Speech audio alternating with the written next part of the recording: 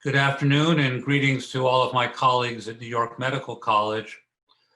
I had thought that when we started doing these virtual online town hall meetings for the campus community in March, that we'd have to do it perhaps for the spring semester, but here it is the end of October and we are still online, but we are all still here. We're all still being communicative and we're all still sharing in the operations of our college. Our program for today will be presentations by a host of your colleagues on issues which are of importance to the campus. I hope you'll enjoy the presentations.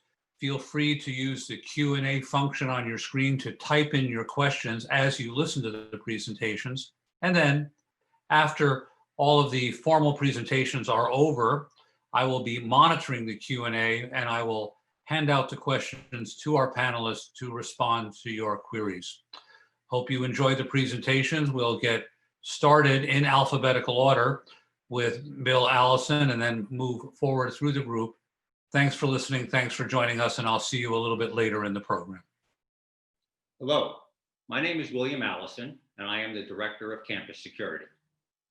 Early last month, in less than a 24-hour period, a 25-year-old male resident of the Volunteers of America homeless shelter, located off Hospital Road across from the county jail, approached two female New York Medical College students and a female employee in 3 separate incidents.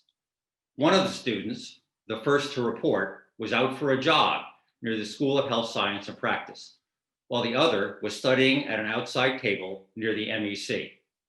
The employee was sitting in her car with the window down in the BSB parking lot, having just left work. In one of the student incidents, the male, saying nothing, put his cell phone up to show a message that read, "Come with me."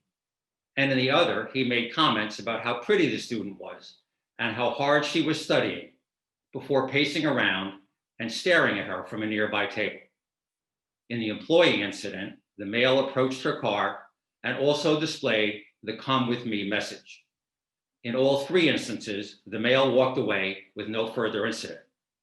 While police said the man had not committed any crimes, and we don't know what his intentions were or if he had mental health issues, his actions and behaviors were nonetheless frightening to the 3 women and alarming to our campus community. Immediately upon learning of the first incident, security began an investigation and took proactive measures to protect the community, including extra security patrols. Alert security staff observed the male on campus the evening after the first report, kept him under observation, and working with county police were able to identify him. Then, working collaboratively with county police, medical center security, shelter administration, and social services, the matter was brought to a resolution by week's end, when we were notified that the male had been moved to a different facility. Fortunately, incidents of this type are rare on our campus, but when they happen, they serve as a reminder to all of us that despite having a security department and security technologies in place, including over 200 plus security video cameras, students and staff must become actively involved in protecting themselves and taking responsibility for their own personal safety and that of the community by using situational awareness as they navigate around campus and the Grasslands Reservation, by promptly reporting incidents, and by knowing what to do if they sense or are in danger. An article in a recent campus safety journal describes situational awareness as the acquired ability to scan the environment and sense danger, challenges, and opportunities in the course of normal activity and in sufficient time to affect an outcome. Situational awareness as you navigate campus and the nearby environs simply means that you need to be alert, recognizing what is normal and what is not, and asking the what if questions. And while we need to practice situational awareness at all times, it takes on greater significance as you go out for a jog or a run, walk between campus buildings, or to or from parking lots, particularly after dark and before dawn.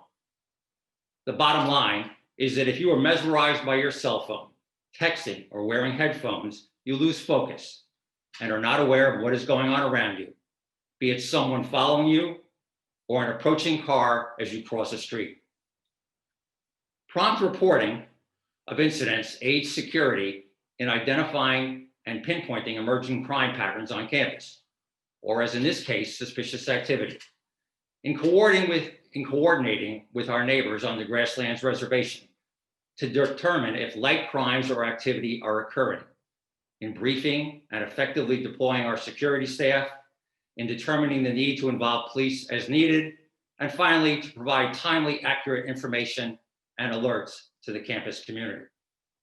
In this most recent incident, as in other criminal incidents in previous years, we learned of unreported sightings or contacts with a suspect only after a security bulletin was sent. As I teach in security orientations, trust your gut. If something doesn't seem right, make a report and let security investigate. Even a seemingly minor incident may be a piece of the puzzle. To wrap up my portion of the presentation, I would like to provide a few recommendations to stay safe if you sense or are in danger while walking around campus and nearby. Number one, if you're being followed, cross the street or change directions. Keep looking back and get a good description of the person or vehicle and license plate. If you are still being followed, go to the nearest occupied building. If a threatening situation is imminent and people are close by, yell, scream, do whatever you can to get someone's attention. If you are facing an armed criminal, be it a gun, knife, or the threatened use of a weapon, you may minimize the risk of injury to yourself if you comply with the criminal's demands. However, if your life is in immediate danger, use any defense you can to get away. In any of these situations, call police and security as soon as possible. Thank you for listening, and let's all continue to work together to keep our campus safe. Good afternoon. My name is Salman Amar. I am the Vice President for Biomedical Research. The charge that I was given to address today as the current platform that we have recently implemented at New York Medical College in regard to COVID testing as being the saliva-based platform. And I would like to provide some comments associated with the mechanism by which we elected to have this saliva-based platform. With the reopening of our campus and the return of our student and staff, being that campus are considered high-risk environment for transmission, it was imperative to begin to develop a robust platform for COVID-19 aimed at monitoring infection rate in campus. And the charge that we had to implement was to have a test that would be non-invasive, reliable, with high specificity and high sensitivity, cost-effective, quick turnaround, easy to use. So all those were very, very important parameters that we wanted to have in the upcoming test. Obviously, the gold standard remains in place as being the nasopharyngeal PCR swab. But for those that have had this nasopharyngeal test, it is semi-invasive. Not everybody likes it. And in fact, many people do not like it. It does require a lot of consumable. And in this time where consumable are not always available, and consumable could be viral transport medium, swab, etc. And it has a turnaround that could be somewhat between 72 to 96 hours. As being a dentist, saliva is very close to me, and I'll have probably a bias, but I'd like to be more open into what took us to elect this saliva as being a liquid biopsy. The saliva has been used in many places for liquid biopsy, but the saliva-based approach began to resonate to us for a long-standing monitoring program in our campus. It is a platform that recently was adopted by multiple universities, but most importantly by the FDA, being approved as a concept for a testing. Everybody would agree that saliva is non-invasive. Spitting in a cartridge is very much non-invasive. And within this concept, quickly we were made aware of some companies that were interested into moving into this space with the evidence of specificity, high sensitivity, and most importantly, the capability of having pooled, sampled, amenable into university campuses testing. This was significantly attractive to us. And finally, the turnaround was advocated to be between 12 and 18 hours. Additionally, saliva is easy to donate and it's an easy process. So as such, it was extremely attractive. But one question that we had is, how was saliva-based testing compared to the gold standard? And quickly we were looking at the literature, and the famous New England Journal of Medicine reported 70 patients first, but then 490 healthcare provided, where the comparison was done side by side, saliva-based against the nasopharyngeal, and the conclusion of the paper, which now is confirmed by several other studies, was that a high percentage of the saliva sample were compared extremely well with nasopharyngeal, making the saliva as an attractive process for this concept. Just as an aside, the French authorities have even adopted this platform to use in asymptomatic versus symptomatic.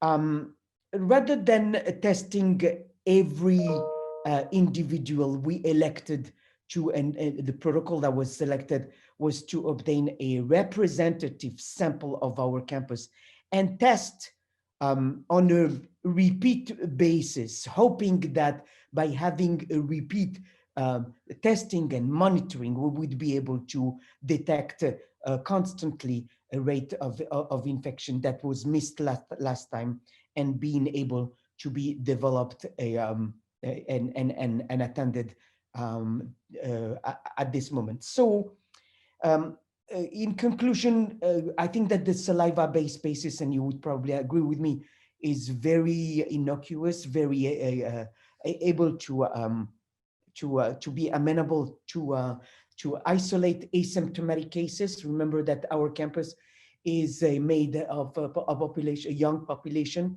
that are advocated to be, if there is anything, being completely asymptomatic. Now we're moving into a space where the saliva-based approach can be used for even symptomatic patient. We would like to use this to prevent the increase of infection rate, so that we maintain our campus safe and reduce the possibility of future closure of our campus, and most importantly, to curb the problem early. So with that, I thank you very much for your attention, and I wish you a wonderful day.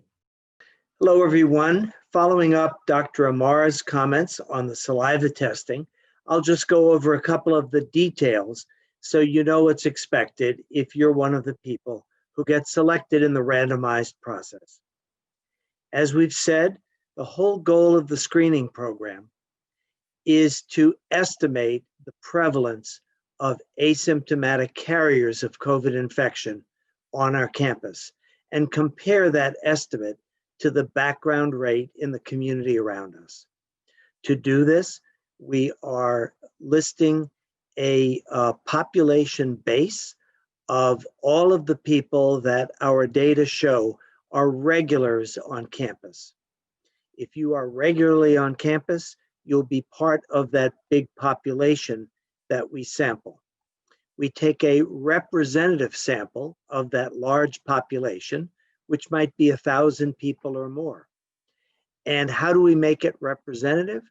By assigning random numbers to every individual and then doing a random number selection from those randomized numbers. We take a sample size of about 240 people, which is close to 1/4 of the entire population that's regularly on campus. And we ask those folks to come in and get screened. The screening is all done on a single day, typically a Monday or Tuesday. It's done in the BSB lounge, which is located between the cafeteria and the library. It's a convenient location that everybody can find. And we keep it open for as long as possible on that day, typically from 7 in the morning until 4 in the afternoon, so that we can ship the specimens that are collected to the testing facility in the city. If you are selected, please make every effort to make an appointment to come in, and you'll be given the web connection to make that appointment. Show up on time for your appointment so that you can get tested. And in fact, we've experienced only a few short delays along the way. So chances are you'll come in, contribute a small amount of saliva to the pool, and then get on your way. After the results come back, they come back in pooled clusters where we can then separate out the few numbers of people who might be positive. And then we retest those specimens to find out who is actually positive and likely to be carrying COVID infection, even though you may be asymptomatic. From those folks, we then advise you and give you instructions on isolation if you are positive. So after all this, what results have we gotten so far? Well, I can report to the campus that the latest screening, which was done this past Monday, October 19th, showed 0 positives out of 261 people who came in to be tested. Although it's possible that if we test the whole population, we might pick up 1 or 2. This shows again that the background prevalence rate on campus is quite low and probably less than the prevalence in the surrounding community. So we are in good shape at the present time, and we will repeat these cycles from time to time to make sure it stays that way. Thank you. Hi, everyone. My name is Beth Chaser, and I'm the Chief Development Officer and Executive Director of Alumni Relations at New York Medical College. I want to tell you about some exciting initiatives that are happening in fundraising today. This week, we hosted our first ever virtual Founders Dinner, celebrating some incredible honorees and highlighting the college's response to the COVID-19 crisis. The event featured some exciting guests, including students, alumni, the Deputy Chair of the NIH, some local hometown heroes, and even a Yankees Hall of Famer. We raised over $300,000 for important student scholarships. But don't worry, it's not too late to support. Please visit www.nymc.edu and click on Founders Dinner for more information and to view our virtual journal. If you missed the event, we'll be sending out highlights in the next few weeks, so stay tuned. As you know, we're always raising important funds for student scholarships and recently towards student relief efforts during the pandemic.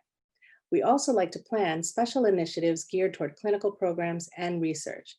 This year on Giving Tuesday, December 1st, we'll raise funds for our Clinical Skills Center, a facility where medical students and allied health professionals receive hands-on training in a replicated hospital setting. We'll also be focused on raising funds for important research in breast cancer, diabetes, and bioethics. But to be successful, we need your support. Please visit our website and click on Give to NYMC to learn more about areas to support. And please know that every gift matters, whether big or small, it makes a great difference to our students. With your generosity, we'll continue to do great things together. We hope you stay safe and healthy, and thank you again for supporting NYMC. Hi, I'm Sarah Codditt, Executive Director of Facilities Management and Capital Planning at New York Medical College. Alternative sources of energy are becoming more and more mainstream. In fact, Con Ed, the 7th largest solar producer in the world, is looking to transition powering our grid to completely renewable energy by the year 2040.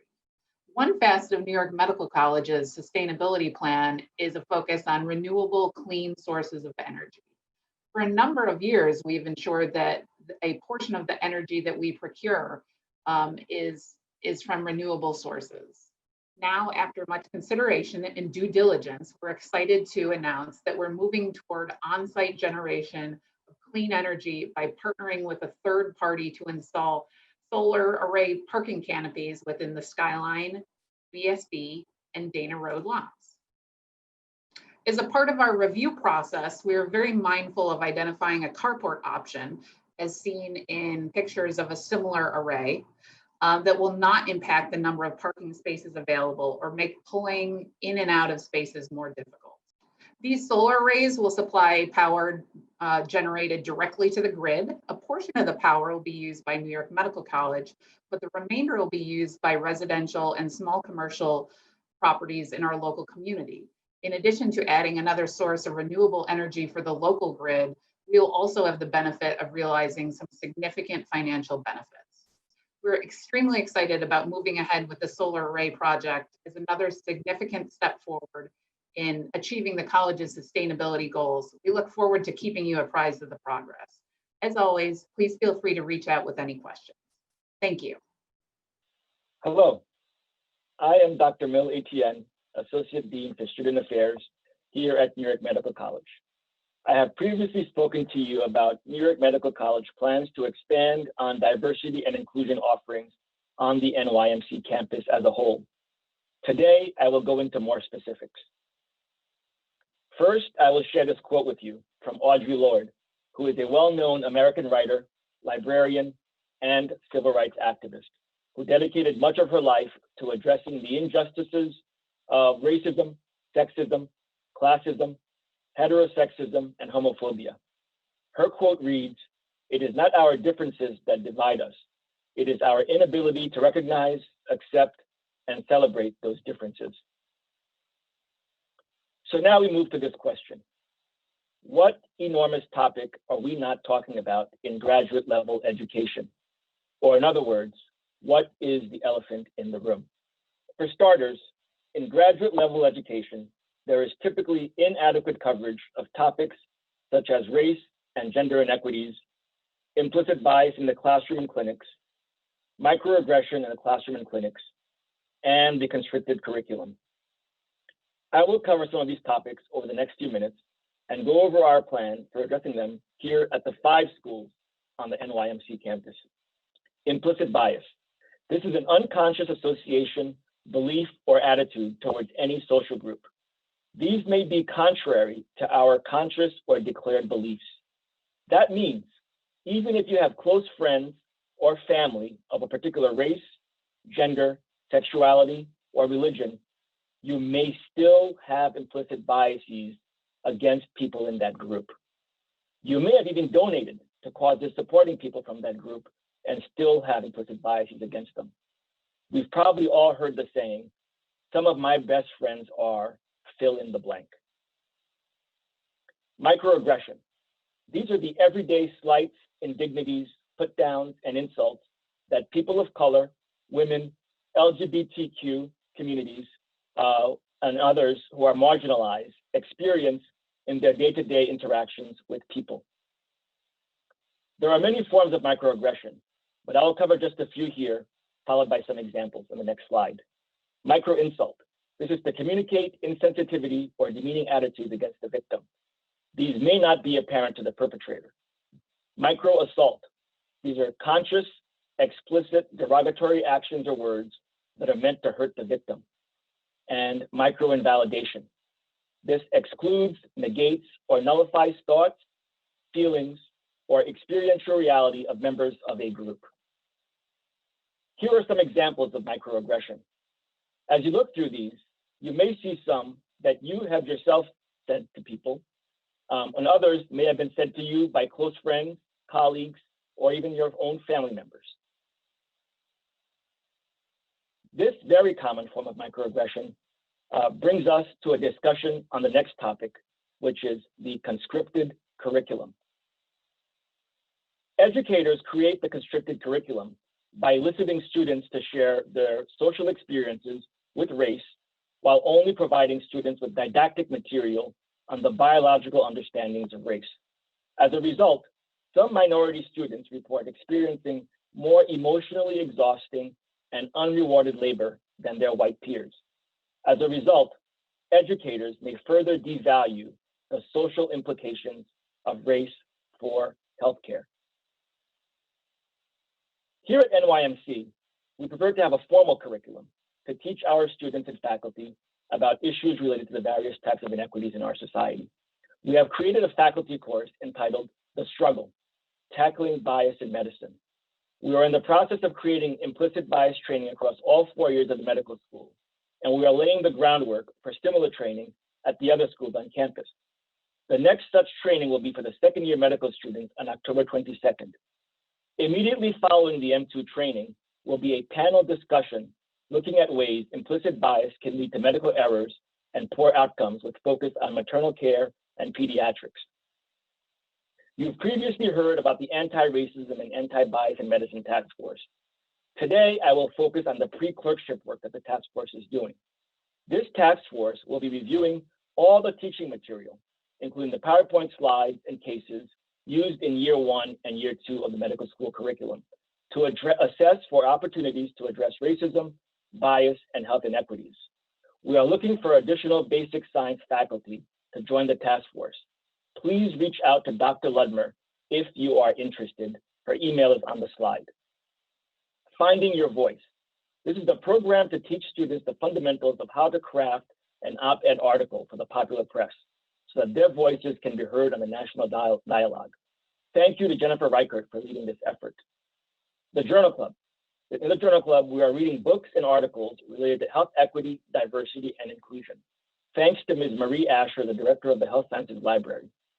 We are also looking at increased alumni engagement, enhancing our pipeline programs, as well as expanding the Office of Diversity and Inclusion, including additional staff and faculty in the office.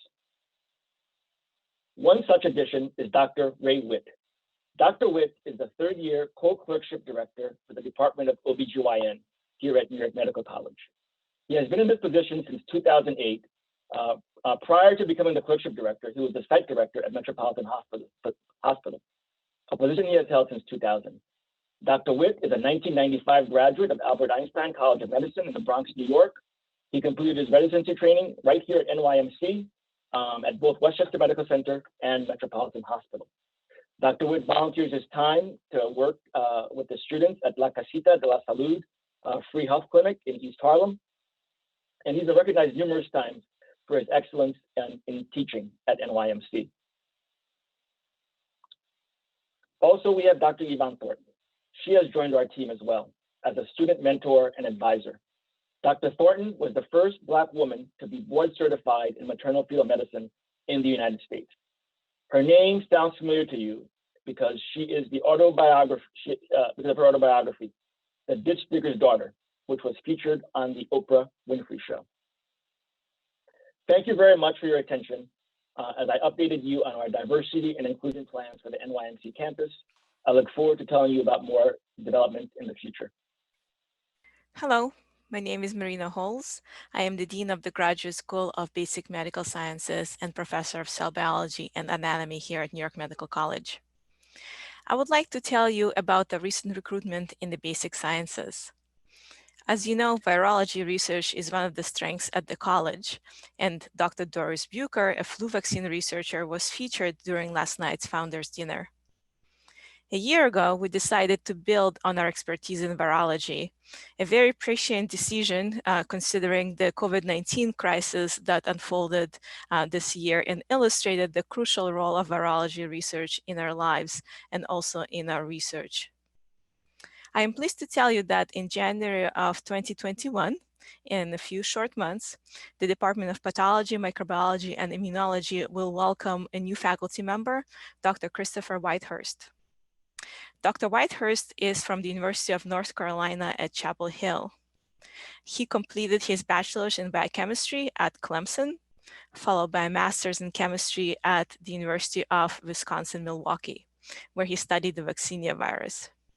He received his PhD in biochemistry in 2006 at North Carolina State University for studies of Synbis virus.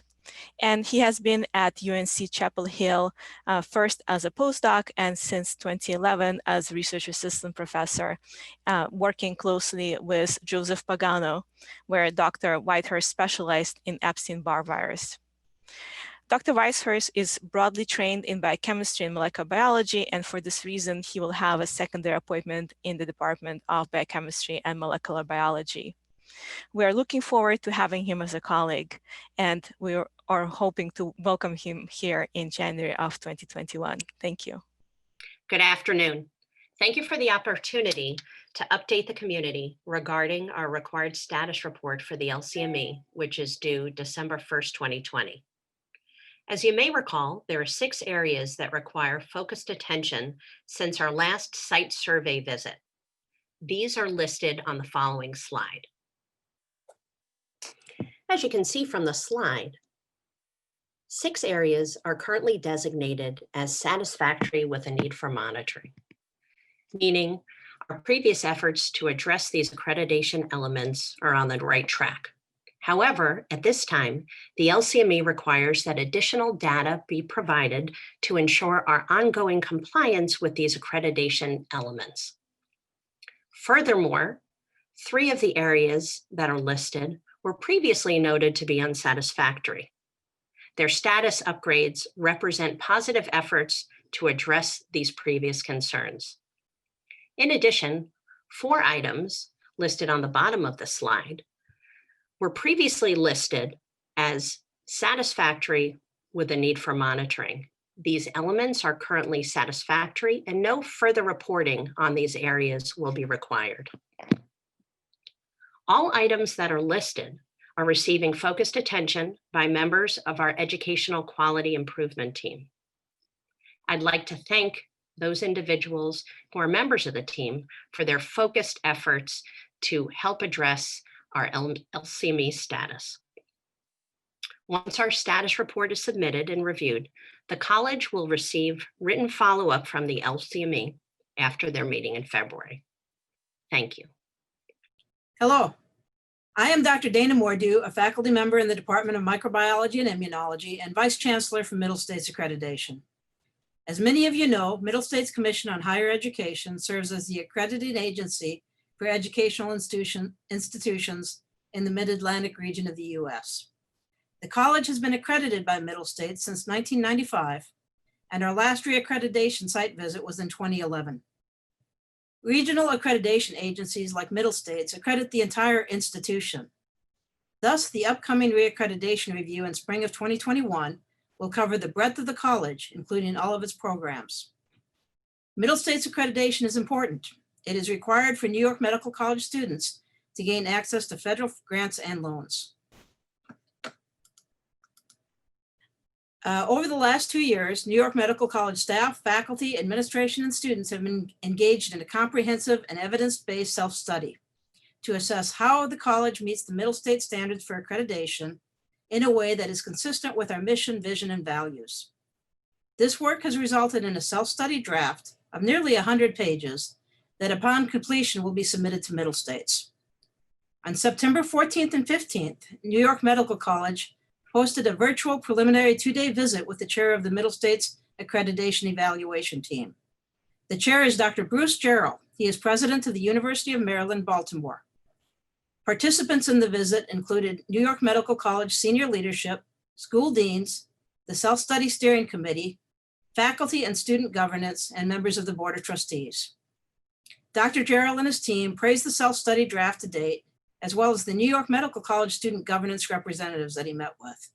He also provided advice on modifications to the self-study, as well as advice for the college preparation for the accreditation site visit that is scheduled for the week of April 12th, 2021.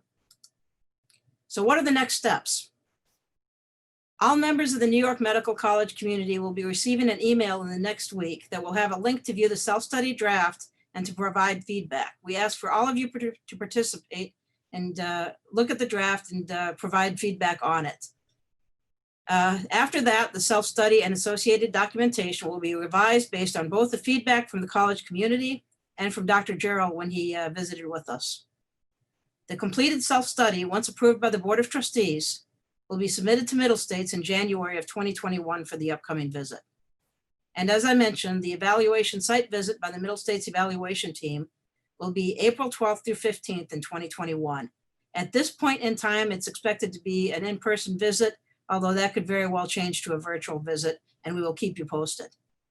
As we continue to work on the self-study and prepare for the accreditation team visit, I want to express my thanks to the administration, faculty, staff, and students who have worked on the New York Medical College self-study to date, and also to the entire college community as we work together to achieve our mission and vision, including Middle States reaccreditation. And I thank you. Hello, I'm Jerry Nadler, the Dean of the School of Medicine, also Professor of Pharmacology and Medicine. Happy to be here today to tell you about some search committees that were going on in the School of Medicine for new chairs. I first like to thank all of our faculty and for their efforts for our educational mission at the School of Medicine, as well as our IT and ed tech support for during this difficult time of the pandemic, and everyone hopefully staying safe on campus and off campus. The chairs of our departments are the backbone of our school and really support our faculty. And so one of the key roles of a dean is to help support the recruitment of department chairs and continue support of our faculty.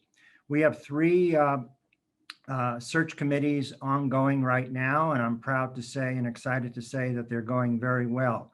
We're searching for the chair and director of neurology for a new neurology chair and director, and I want to thank Dr. Kelly Hutchison for leading that search. That search actually completed their interviews on this past Monday night, and the search committee considered over 75 applications for consideration. 7 were finalists that actually were interviewed by the committee. And of those 7, they've selected several to come forward to me that I'll be reviewing and bringing on campus, either virtually or hopefully in the not too distant future in person. For that committee, I'm proud to say we have several underrepresented medicine and women considered to have a very diverse group of candidates. We also have a chair searching for a chair of the director of radiation medicine, also called radiation oncology. I want to thank Dr. Renee Garrick for heading up that search committee. That committee is also going very well. We have 20 applications received so far. 12 of those applications are being interviewed, and that committee will complete its review of the applications by November the 19th. We also have excellent representation of women and underrepresented minorities on the committee as well. The third committee that is actively undergoing is for the chair of the newly integrated pathology, immunology, and microbiology department. And I want to thank Dr. Julio Panza for heading up that search committee. That search committee on November 4th will consider 2 finalists for that position. They will be interviewing those candidates and then putting forward candidates for me to consider for bringing on campus either virtually or in person. So I'm very excited to say that all 3 search committees are going very well. We have current chairs who are doing a wonderful job, and I'm looking forward to the future of seeing these additional new candidates coming forward. I want to thank everyone for staying safe, following the guidelines for staying safe, and I'm very proud to continue being your dean. Thanks. Hello, my name is Jennifer Rickert, and I'm the Vice President of Communications and Strategic Initiatives at New York Medical College. In my role, I work with faculty and administration to connect them with the media so they can speak as experts in their respective areas to inform and shape public opinion. Over the past 8 months, as the country has grappled with the pandemic, the need for accurate information from public health professionals and medical professionals has never been greater, and we have been uniquely qualified to speak on this ever-evolving health crisis. As we are all too aware, Westchester County became one of the first hotspots as the virus spread to the United States. With our ground level view, our faculty were able to speak with the media so we could inform the nation on this public health crisis. As the Dean of the School of Health Sciences and Practice and a former CDC medical officer, Dr. Amler has spoken at every one of our town hall meetings to keep our community informed on the status of the pandemic. But he has also worked tirelessly to do hundreds of interviews with the media to provide up-to-date information. As a result, he has appeared in every top-tier media outlet in print, broadcast, digital formats, and reaching millions of people. As the crisis has evolved, faculty members from across the college have been called upon to give interviews and share their expert advice in the media. One of our faculty members from the School of Health Sciences and Practice, Dr. Block, even wrote 2 children's books that were offered as free digital downloads to explain the virus and how to stay safe to thousands of children. Our students have also been featured in the Wall Street Journal and Forbes for spearheading volunteer efforts. By May, New York Medical College had established itself as a trusted source of information related to COVID. Thus, New York State Governor Andrew Cuomo reached out to the Center for Disaster Medicine to host 2 of the governor's daily press briefings. During this time, we also expanded the way that we communicated with the public. As we did countless media interviews, we came to realize that our faculty needed to provide reporters with complex information on medical, ethical, and scientific topics. But the resulting story only featured a quote or 2 and was told through the lens of the journalist.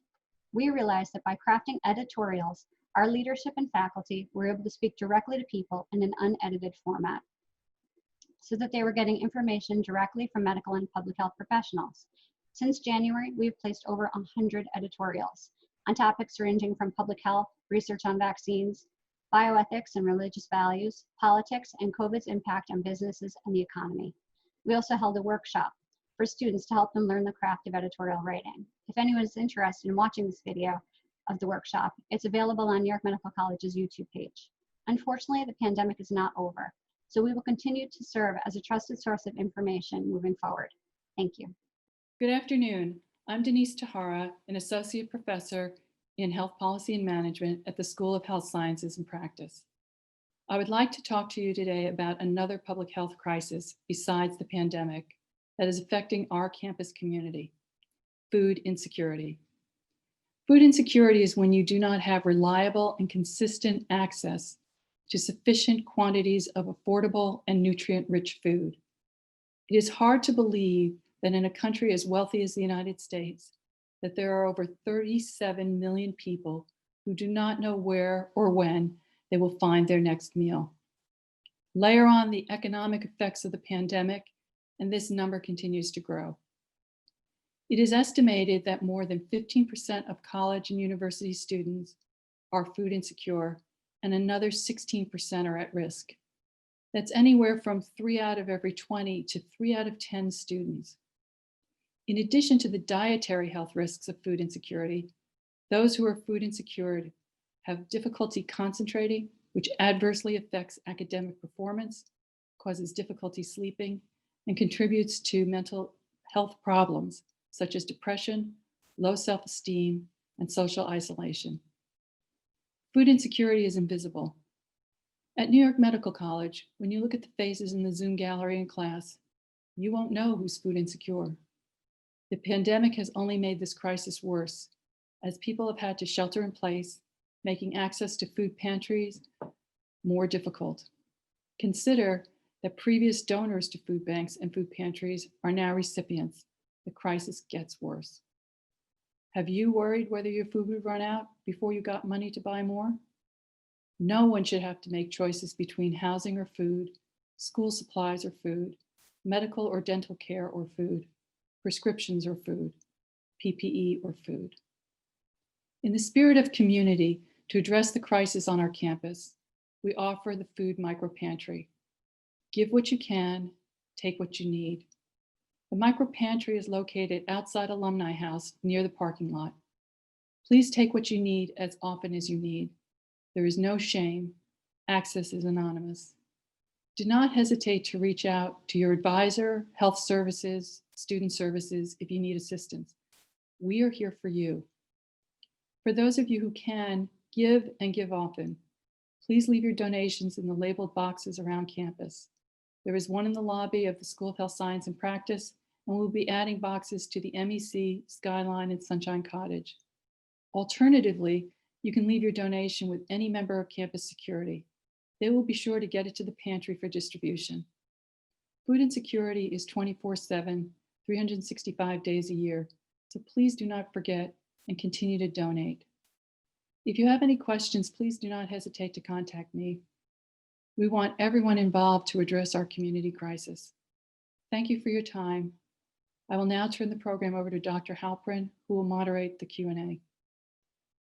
Our first question is going to go to Dr. Solomon Amar. The questioner would like an update on the current status of COVID-19 vaccination development. Dr. Amar, please turn your video on and unmute yourself and answer the question. Thank you, Dr. Halpin, and thank you, the audience, for the question. This is a very timely question. The researchers worldwide are working around the clock to find a vaccine against COVID-19, and this I would call Herculean effort means that a fast-tracked vaccine could come into the market based on the expert at the end of 2020, middle of 2021. I'd like to give you an update in regard to what are the vaccines that have currently been approved. The Russian vaccine, the first one, Sputnik 5, has been accepted and approved by the Ministry of Health and the Russian Federation. But a lot of experts have raised concern since it has not yet entered phase 3 clinical trial. And another vaccine by the Russian, Epivac Corona, has also been granted by the Federation and the Ministry of Health. For the same reason, it has not. It has raised a lot of concern because it has not entered phase 3. Here in the United States, the pandemic has, as I said many times, created a tremendous, unprecedented public-private hybrid collaboration. Operation Warp Speed, OWS, is a collaboration between the US federal government department, agriculture, energy, and the private sector. OWS has selected 3 vaccine candidates to fund phase 3 clinical trial. Moderna, which is an mRNA vaccine. The University of Oxford AstraZeneca, which is an attenuated adenovirus from a chimpanzee that is now in phase 3 clinical trials. And the last one, a Pfizer BioNTech 162, which is also a mRNA virus vaccine. Within this context, the National Institute of Health, NIH, has partnered with more than 18 biotech to further the development of the vaccine, and this process is ongoing. There's another effort that is spearheaded by the WHO with major candidate, Moderna, also University of Oxford, COVAX. It's a COVAX initiative. And the guidance called for some kind of clinical trials at least 2 months in over 3,000 participants, and they have reached this level at this point. So all in all, the future sounds very bright with the potential of a vaccine end of 2020, middle of 2021. Thank you very much. Thank you, Dr. Amar, for answering the question. Looks like our next question will go to Sarah Cottet. The question concerns some more details, please, on where these canopies are likely to go and which parking lots, and what the timeline might be expected for construction. Thank you, Dr. Halprin. So with regards to the solar canopies, we expect the placement to take up approximately half of the BSB lot, approximately 2/3 of the Dana Road parking lot, and about 3/4 of 19 Skylines parking lot. We are in the due diligence phase with our partner right now. I would anticipate construction to start mid to late summer, and that process is approximately a 6-month process.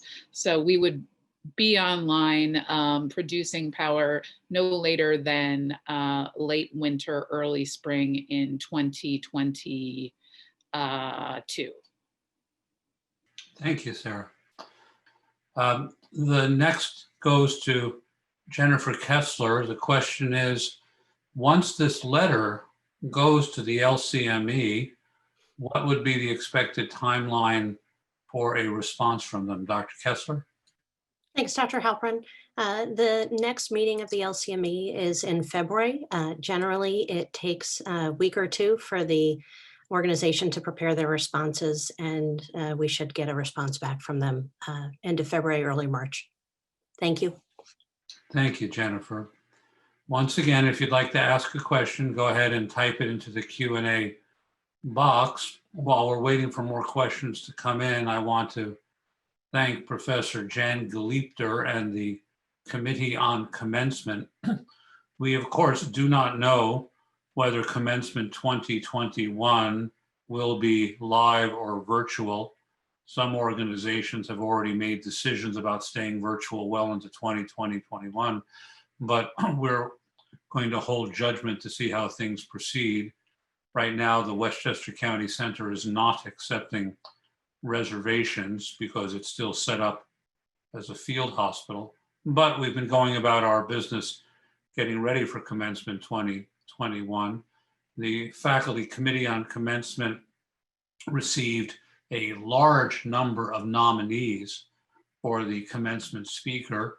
They reviewed all of the nominees and voted and provided me with a ranked list. You will all remember that under the faculty constitution and bylaws of New York Medical College, the sole authority to select a graduation speaker resides with the Board of Trustees, and we must make a recommendation to the board.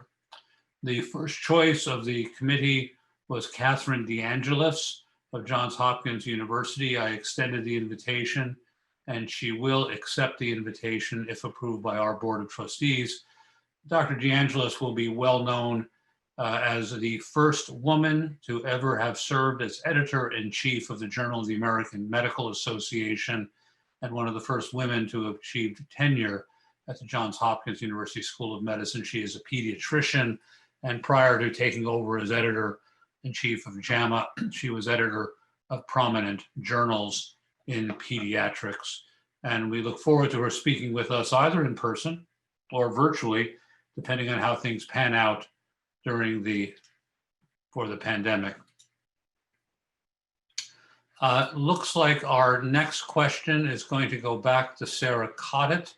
The questioner, Sarah, would like to know, can you provide an update, please, on the repair to the Skyline elevators? Yes, I have very good news regarding the elevators. Two of the passenger elevators should be available for use by November 29th, and the second two remaining should be available by December 29th. Thank you. We've had a question come in which is most appropriate for Dr. Amler, but Dr. Amler is at the moment talking to the staff of Senator Schumer's office and will be try to join us within a few minutes. But a question has come in for me regarding a request for comments on the financial status of the college during the pandemic. The financial status of the college is sound. We have weathered the pandemic financially, doing reasonably well for operations, by which I mean the money that comes in from fundraising, research grants, and tuition that is used to pay faculty and staff and operate our buildings. We have been meticulous about monitoring our costs and mindful of our expenses in the context of revenue. We're fine. Now, I made the distinction of operations because another part of the college's budget is our endowment. And there's lots of things that chancellors can't control, and one of the things I can't control is the stock market. We have our endowment conservatively invested in a portfolio of stocks and bonds, but if the stock market decides to take a dive, it hits our endowment and places our revenue stream from the endowment at risk. Stock market goes up, then we do better. But overall, we have continued to deliver budgets in the black to the Board of Trustees. We remain in the black.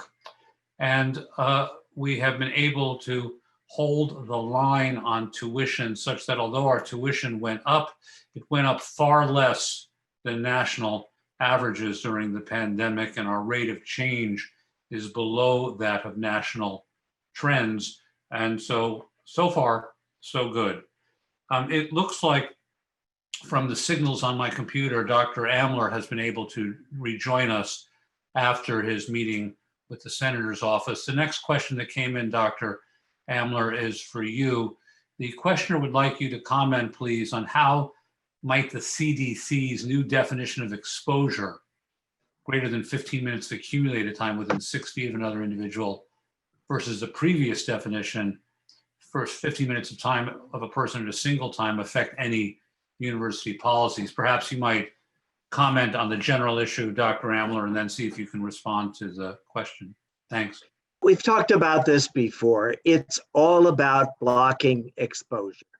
And the real question is, who are you with? Are they talking loudly? Are they expectorating a lot of breath that might get close to your face?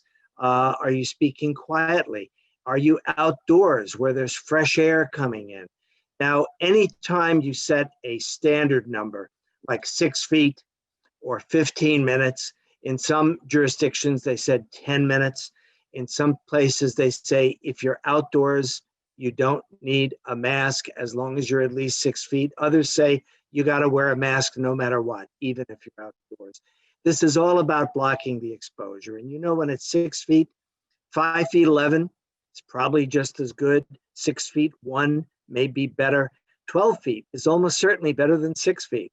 You want to block the exposure any way you can. So I don't think changing definitions from the CDC, unless they are a radical departure based on evidence that transmission occurs in other settings not anticipated, I would say our policies relate as much to the practicalities of walking around campus and conducting the business we have to, as they do to any particular government standard. Thank you for the question. Thank you, Dean Amler.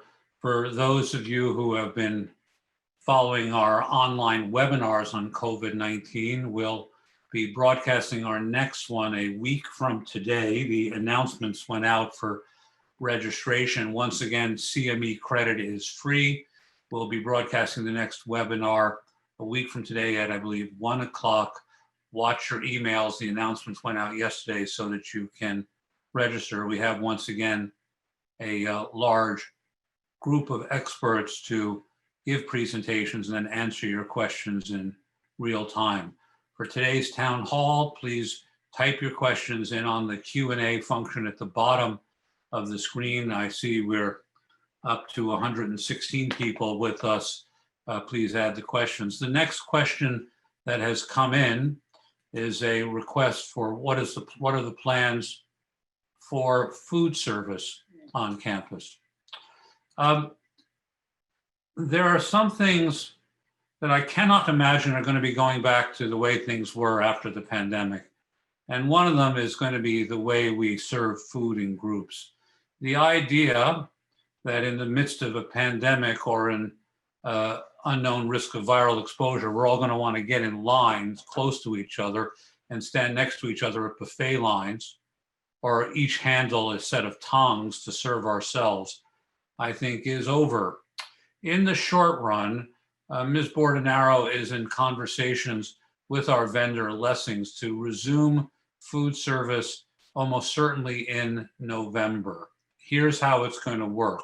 To maintain campus safety, we are likely to end up with a program wherein you can order your boxed lunches on the computer the day before, type in and check the boxes for what you want, and then they'll be available to be paid for and picked up the next day at the Starbucks facility. We'll have on-demand service of coffee with someone working the counter for coffee, and probably things like containers of yogurt and drinks, etc. We're going to see how much there is for demand for this service and monitor it as we go along, with the plan to at least have that level of food service starting in November and making a decision about whether we'll ramp up or not as we get ourselves into the spring semester. Obviously, if there are changes in the incidence of infection in the area or on campus and we have to make modifications, we'll do so. And in order to get the food service kicked off, we're going to have a little special event directed towards our students. New York Medical College's first annual pumpkin carving contest. If you've got your own pumpkin, good for you. If you don't have a pumpkin, it's first come, first serve. To email vilma_board_and_arrow@nymc.edu and request a pumpkin. And then we'll invite you to carve the pumpkins and then set them out with a label with your name on them on the porch at Alumni House next Wednesday, Thursday, and Friday, where our panel of distinguished judges will vote on the scariest pumpkin, the most artistic pumpkin, and the happiest pumpkin. And the prizes will be gift cards for food and coffee at the campus Starbucks. Watch your email for further details. It's about time to have some fun during the pandemic. And even Dean Amler will say that he's pretty sure that the pumpkins will not have to wear masks and their risk of viral transmission is low. Let's see, we've got another question which has come in. Dr. Halprin, please give us an update on furloughs. The individuals who were furloughed, most have been brought back to work, some full-time, some part-time, and many who have not been brought back have been given an estimated date for when they will come back during the fall semester. There were a small number of positions in which supervisors have made decisions not to continue the positions, and those individuals were notified. Let's see, we have another question which has come in.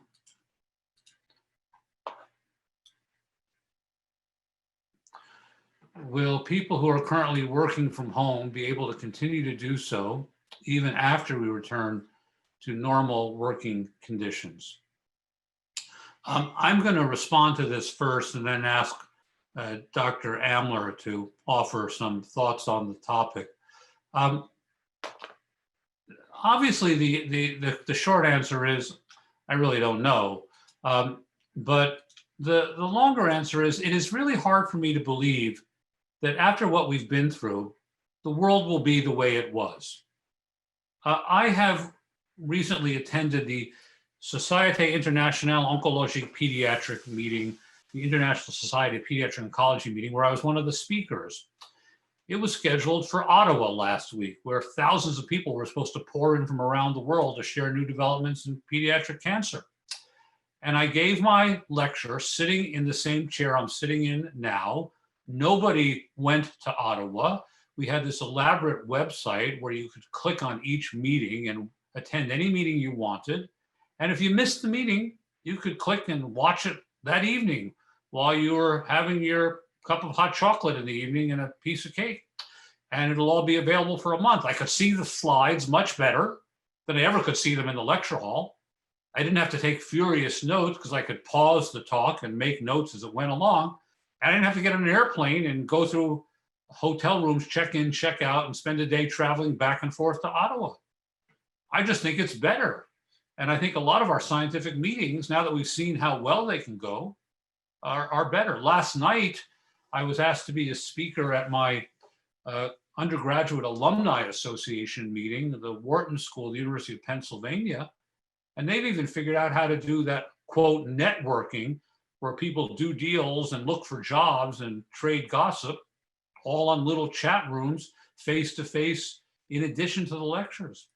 So my opinion on your question, of the anonymous questioner who sent in the question, is I think the answer is almost certainly, to some extent, going to be yes. There was an article about this in the New York Times that the world of work will probably change. And some of us will end up partially working from home and some days coming to the office when it's really necessary. I mean, obviously, in my case, I can't practice radiation oncology from home. I have to examine patients, do physicals, and do radiotherapy plans. That requires me to come to clinic. other things I think will be different. We'll see. Rob, why don't you offer your thoughts on the question? Well, in fact, as Dr. Halpern said, not just the New York Times, but several business journals have surveyed executives, mid-level managers, rank and file employees, all sorts of categories of workers in the workplace. You know, would you want to continue working home if you could? You know, what do you miss about being in the office? All of these things. It is a potential game changer. There's no question about it, particularly for large urban areas where people commute in at great distance and great time, where they have to get on public transportation and cluster in with other people. But also the high-rise office building is somewhat of an endangered species at the present time, simply because the sheer amount of time it will take to load the building with all of the employees designed to be there, when people are limited to 4 or 5 or 6 people per elevator, may just prohibit people being in there. Now, once the outbreak is over, how much will people have gotten into the habit of working at home, conducting business, doing their scientific and professional meetings from a home office like Dr. Halpern did, and we'll need to learn exactly what it is that we're missing when we do that. Some people are just masters of attending these meetings. They hang out at the coffee pot, they network with everybody, they get a lot of business done at the meeting, even outside the large conference room where the presentations are being made. How much of that will survive in chat rooms? We just remains to be seen. So with all that, I don't know is still the best answer, but we're not going to be able to do business exactly the same way. Let's remember that if this pandemic occurred this year, another kind of exposure or problem could occur in future years, and at least we'll be better equipped next time around to deal with the challenges we faced this time around. Thank you. It looks like our next question is for Dean Nadler, with additional comments from Solomon Amar. The question is, can you please provide us with an update on the status of what's going on with basic science laboratory renovations, please space allocation. So let's let Jerry Nadler respond first, and then Solomon Amar can join if he wishes. Dean Nadler. Thank you, Dr. Halpern, and I think it'll be very important that Dr. Amar weigh in, since we've been actively meeting about this. My understanding is the exciting news is that we will have a architect planning imminently that'll plan the space renovations, and it'll be a very exciting time. This is taking a little bit of a time, but we want to do it correctly. So we actually have a meeting coming up. We had one meeting already, and we have a key meeting next week. So that's more to come on that one. So we'll have a timeline and a process coming forward. So probably Dr. Amar can weigh in at this stage and be very helpful. Thank you. Thank you, Dean Nadler, for this update. I can add that the renovation, as well as the planning for gut renovation, there are two types of renovation that will occur in BSB. Gut renovation or just a renovation are being planned as we speak right now. And we will have a drawing of an architect being developed very soon, and you'll be able to see in the near future a 3D rendition of the renovation that will take place in BSB, most probably in the corridor of at the entrance of a BSB building. So I'm pretty excited by the opportunity of renovating BSB, and at this point, although a little bit delayed as a result of COVID-19, we are going to pick up speed and move pretty quickly so that you'll be proud of the renovation that will take place in the research environment. Thank you. Thank you, Dr. Amar. Remember, if you'd like to ask a question, please go ahead and type your question in the Q&A box, and I'm monitoring them. Our next question has come in for Bill Allison. The questioner would like an update about the status of the shuttle bus service, including students concerned about getting back and forth to Westchester Medical Center during dark, early in the morning or late at night. So Bill, if you could unmute yourself and respond, please. Thank you, Dr. Halpern. As it relates to the shuttle van, we do not have any immediate plans to resume service. In between, the normal course of the shuttle is between Skyline and many of the buildings on the Grasslands Reservation, as well as the Basic Sciences building. We are going to be resuming limited shuttle service for our students who are in housing and those who are in the commuter lots who need to go back and forth to Westchester Medical Center. Again, that's going to be on a limited basis, primarily for students who need to go after dark or before dawn. That said, if anybody ever has a personal safety concern, is involved in some sort of legal matter or something of that nature, and requires transportation as a protective measure within the campus, we will always be glad to accommodate you. Thank you. Thank you, Bill. We have another question for Dr. Amler. The questioner would like you to talk about the concept of random screening, as we're doing now, in comparison to mandatory full population testing or screening of everyone. Can you please discuss the rationale for implementing the strategy of requiring everyone to be tested on a regular basis, 100%, or a selected population 100%, versus the surveillance strategy that we're currently pursuing? Sure, it's a great question. 100% is the key. If we had a test that worked 100% of the time, was 100% efficient, affordable, with quick, immediate results, it's a no-brainer. You walk into work, somebody goes zap on your forehead or whatever, you test positive or negative, and they either send you home or they let you go into work. We don't have that. It's not available. Even if we test you and you're positive, you may have had infection several weeks ago, and you may still be shedding virus particles that are not infectious. So we'd be sending you home for no reason. The opposite can also occur. You have a false negative, even though you have asymptomatic infection, you only got infected a day or two ago, and the test has not yet turned positive. So now we end up with somebody who is being allowed to get through, but they could still be infectious and cause others to get sick. So we just don't have that on-the-spot perfect test to be able to say, you can come through, you can go to work, or no, you've got to go home.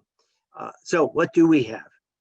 We have the benefit of knowing what's going on in our community because New York State and our counties are very actively doing surveillance for infection, and they know what the rates are, they know who the high-risk groups are, and so forth.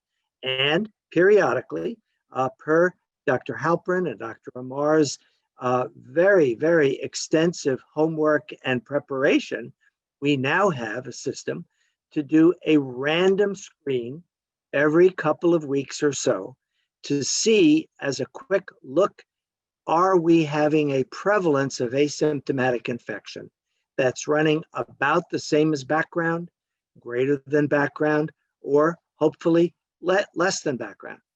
And that is, at this point, the next best thing. Is it perfect? By no means. It is definitely not perfect. But it is a good way to check in on things, just like we would check on a patient from time to time who is being monitored for a malignancy or chronic disease, to just see how they're faring at the present time. And so for now, This is a good strategy to keep our population safe. And thanks for an excellent question. Thank you, Dr. Ambler. We've got a couple of questions to go to Jennifer Rickert and Bess Chaser. And I'll go ahead and state them all, and then we'll let Jennifer Rickert go first and Bess second. People want to know how they can find the dashboard reporting on our COVID-19 rates on the website. They want to know if they don't watch the COVID-19 webinar in real time, how they could watch it afterwards. And why don't we leave for Bess? She can come on for the third question, which is, if I didn't go to Founders Dinner, presumably the questioner didn't buy a ticket, will I be able to watch the video? So let's start with Jennifer. Certainly, excellent question. So we have a section on the website that covers all coronavirus information. The easiest way to get to it is when you go to our homepage, there's a main banner, the first banner. If you click on it, that's going to take you right to the coronavirus section of the website. And there you'll see that we have dashboard information. We link to the most current information on the number of people tested, cases, people in quarantine. We also list every communication that's gone out from the college, as well as any policies or a Q&A, anything related to what's going on to coronavirus is right on the website. So you can also check your email, because right after we do the testing, Dr. Halpern sends out a campus-wide communication letting everyone know the results of that. So just be sure to check your email. And also, if you need information at any given time, you can go right to our website. Thank you. Hi, and the video, as far as the question for Founders Dinner video, it will be available. We are actually just sent an email to all the participants, giving them a chance to watch the video again. We'll be sending out teasers in the next few weeks, and then a full link to the video in about 3 weeks that'll be on our website, embedded into our site. So you'll be able to view it there. Thank you again for supporting the Founders Dinner. Thank you, Bess. We've got a question for Dean Ronnie Myers to review, please, safety precautions at the dental clinic for COVID-19. What kind of screening is being done for patients and personnel? So Ronnie, if you could come off mute and respond, please. Thank you for the question. The CDC, the ADA have put out extensive guidelines as to the utilization of appropriate PPE in providing dental care. And the dental school abides by all of those recommendations. There are two types of procedures that are generally performed, those that are aerosol producing procedures and those that are non-aerosol. You can use different PPE for the non-aerosol. We elect to use the same. N95 respirators along with protective eyewear, face shields, along with appropriate gowns, boot coverings, and head coverings, as well as in the provision of care using the local mitigation ideas of rubber dam isolation, four-handed dentistry, high-speed evacuation to minimize aerosol production. So in brief, we abide by all the CDC ADA guidelines that have been published, and we have used extensive infection control prevention training for both our faculty, our students, and our staff, as well as monitoring it and utilization of the environmental health and safety team here at NYMC. We monitor all of our procedures on a regular basis. And thank you for that question. Very good question. Thank you, Dean Myers. A couple of questions have come in directed specifically to me. Dr. Halpern, has the pandemic put the plans for the new student resident housing building to replace the Munger building on hold? Are you still in talks with the county about this project? Yes, we are still in talks with the county about the project. We are moving forward in geologic time, like the glaciers, but we all got used to that when we built the driveway, didn't we, between the campus and Skyline. I will offer the campus community a general thought about the Munger project. When we first sketched out the Munger project, we sketched it out as a student housing project with studios and singles and doubles and quads. apartment living, but one of the things that the pandemic has done, it has completely disrupted our ideas in college and university housing about doubles, triples, and quads. When you have people who need to be quarantined or isolated and find themselves with roommates with a 1 or 2 bathroom facility, the logistics of doing that are non-trivial. And so there are serious discussions in the higher education community about whether or not we should be building any more student housing projects with doubles, triples, or quads, unless those doubles or triples are for married students with families. And as we continue this conversation, we may have to redirect the Munger project to make it more about studios and singles, and that'll be part of the planning. Next question for me is, are we able to take November 3rd off to vote in anticipation of long lines? You stumped me on that one. I know that Election Day is a New York State holiday, but I don't know what the college's policy on that will be. So all I can tell you is let me talk to the people who know about such things, and I'll be happy to, if you send me an email, since it's an anonymous question, if you send an email to edward_halpern@nymc.edu saying you're the person who asked the question, I'll be happy to answer the question. I happen to be a registered voter in a place where there is early voting, and I've already voted. I went on Monday and was online for a total of about 5 minutes and then cast my ballot and was gone. I guess New York State doesn't have early voting, and so you'll have to deal with the lines. But all I can tell you is send me an email and I'll be happy to find out the answer to the question and get back to you, because we don't have. Dr. Halpern, New York State has early voting beginning this Saturday, October 24th. Thank you for educating me, Dr. Amler. Good to know that.